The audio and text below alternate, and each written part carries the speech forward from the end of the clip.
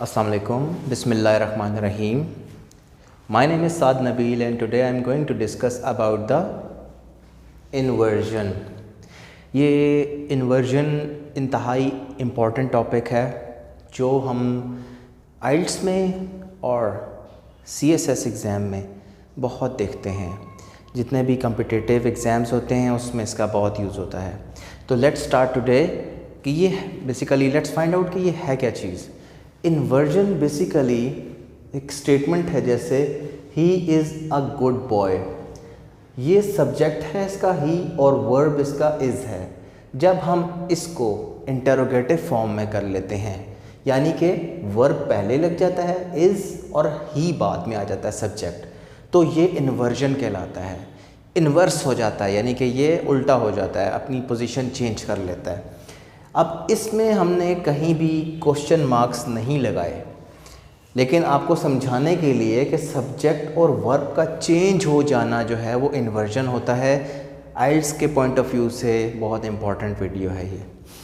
अगर हम इनकी फॉर्म्स कुछ हमने यहाँ पे लिख दी हुई हैं ताकि आपके लिए समझना आसान हो। प्रेजेंट सिंपल में जैसे यू गो, लेकिन जब हम इसको इन्वर्स करते हैं तो डू यू गो हो जाता है, यानी कि इसकी फॉर्म चेंज हो जाती है। इसी तरह से प्रेजेंट कॉन्टीन्यूअस में एम आई गोइंग, अगर इसको हम सिंपल सेंटेंस या स्टेटमेंट में लिखें तो होगा आई एम गोइंग, लेकिन इन्वर्स जब हम करेंगे तो एम आई गोइंग हो जाएगा। Past continuous were they going या वाज ही गोइंग, इसी तरह से दे वर गोइंग या ही वाज गोइंग। हर आप अगर इसमें एक चीज़ नोट करें तो वर पहले लग रहा है, दे बाद में आ रहा है, यानी कि सब्जेक्ट जो है वो अपनी पोजीशन चेंज कर रहा है। नॉर्मल वर्ड अगर ये होता तो ये होता दे वर गोइंग, बट क्या है इन्वर्जन में were they going. Present perfect tense में यानी कि हैव वी गॉन, इसमें होता है वी हैव गॉन, यानी कि क्या हम चले गए। अभी क्वेश्चन मार्क्स हम नहीं लगा रहे, लेकिन इन्वर्जन में उसकी कुछ टाइप्स ऐसी होती हैं जिसमें हम फुल स्टॉप लगाते हैं लेकिन वो क्वेश्चन नहीं होता। और ये क्यों किया जाता है? ये इसलिए किया जाता है कि एम्फसाइज करें, किसी चीज़ पे जोर देने के लिए, उसकी इम्पोर्टेंस को बताने के लिए होता है।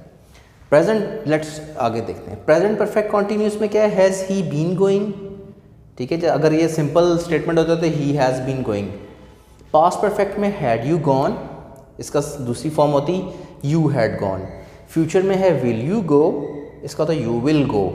फ्यूचर कॉन्टीन्यूअस में है will you be going, will you be going को होगा you will be going statement simple में। बट इन्वर्स किया यानी कि विल पीछे चला गया, सब्जेक्ट आ गया।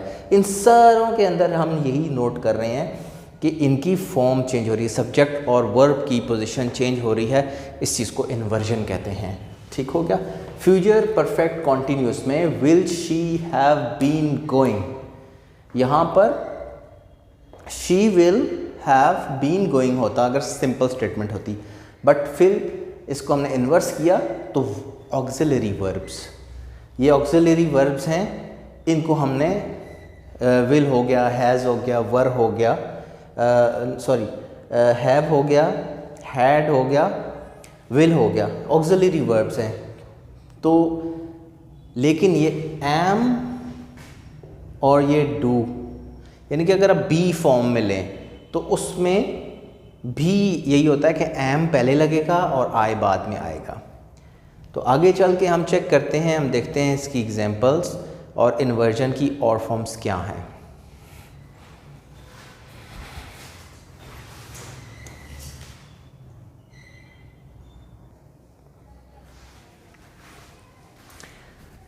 जी, तो professionals and friends and teachers, हमने अब इसको इन्वर्जन को उसके कुछ स्ट्रक्चर को फॉलो करना है कि ये होता किस तरह से है। जब subject auxiliary inversion after negative adverbials, negative adverbials जो हैं वो होते हैं आपके हार्डली, स्कार्सली, बेयरली। अच्छा, जब भी ये वर्ड सेंटेंस के स्टार्ट में आते हैं तो वो किसी सेंटेंस को एम्फेसाइज करते हैं, उसको इम्पॉर्टेंट बनाते हैं, ज़ोर देते हैं अपनी बात के ऊपर। और ऑलवेज़ रिमेंबर कि when ever you see this word hardly, scarcely, बेयरली, तो इसके साथ कम्बिनेशन में व्हेन जाता है जो उसका सेकंड सेंटेंस होता है। For example, hardly had I arrived at home when my friend called. जैसे ही, यानी कि मुश्किल से ही वो घर पहुंचा, मैं घर पहुंचा ही था जब मेरे दोस्त ने मुझे कॉल किया, फ़ोन कॉल किया या कॉल्ड, बेसिकली उस सेंस में।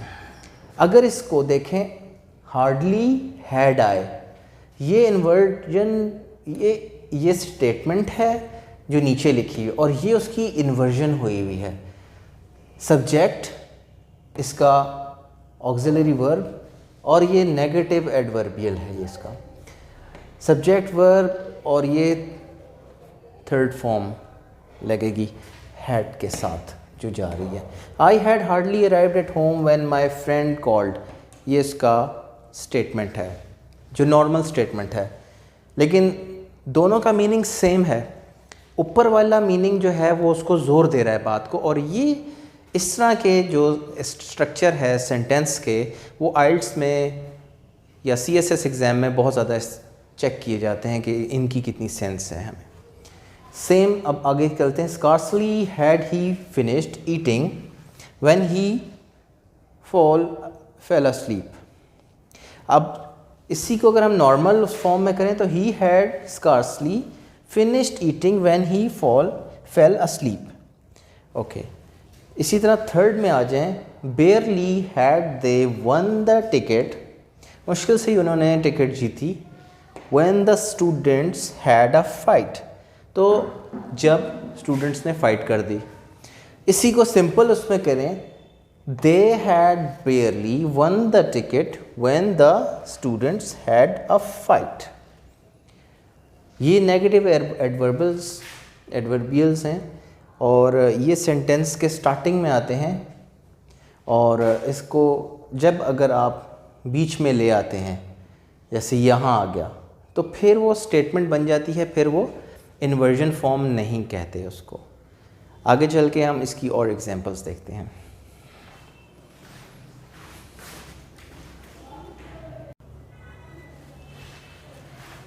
जी फ्रेंड्स, आगे चल के हम बात करते हैं उसी तरह से जिस तरह हमने पहले बात की, हार्डली, स्कार्सली, बेयरली, और वो व्हेन के साथ पेयरिंग कर रहे थे, उसको करा रहे थे हम। लेकिन जब हम नो सूनर का वर्ड सेंटेंस में सबसे पहले लगाएंगे तो उसकी पेयरिंग देन के साथ होगी, जो कि हमने हमेशा याद रखनी है। No sooner had the company launched its new product then it went bankrupt. मतलब ये है, इसी को अगर हम स्टेटमेंट में लिखें, the company had no sooner launched its product then it went bankrupt. ये नो सूनर जब पहले हम लोगों ने लगाया है, यहाँ पर हमने इसको सेंटेंस के पहले में ले गए। हैड जो है वो उसका ऑक्सिलरी वर्ब है, कंपनी उसका सब्जेक्ट है, यानी कि हमने उसको चेंज कर दिया पोजीशन को। हैड, यहाँ पे देखें हैड बाद में आया, कंपनी पहले आ गया, सब्जेक्ट पहले आ गया, वर्ब। जब हम इन्वर्जन फॉर्म में लेकर आएंगे सेंटेंस को, तो नो सूनर के साथ हैड पहले आ जाएगा, द कंपनी बाद में आ जाएगा, और सेंटेंस का स्ट्रक्चर सेम है। लेकिन एम्फेसाइज करने के लिए, ज़ोर देने के लिए, इम्पोर्टेंस बताने के लिए बात में इस स्ट्रक्चर से हम लिखेंगे या बोलेंगे। इसी तरह से जो सेंटेंस स्टार्ट होंगे never, rarely, under no circumstances, on no account, little, in no way, not, either, और ये पेयरिंग में चलेंगे। नाइदर, नॉर, ये भी पेयरिंग में चलेंगे। बट अगर हम बात करें नॉट ओनली बट आल्सो, ये जिस तरह देखें मैंने यहाँ लिखा है नॉट ओनली, ये भी पेयरिंग के साथ जाएगा, बट आल्सो, यानी कि नॉट ओनली के साथ सेंटेंस होगा और नेक्स्ट सेंटेंस बट आल्सो के साथ स्टार्ट होगा। ये we are going to discuss about these words in the next video, inshallah. So I request you to subscribe my channel and like my videos, and we will make a second part of this video, inshallah. Thank you so much. Allah Hafiz.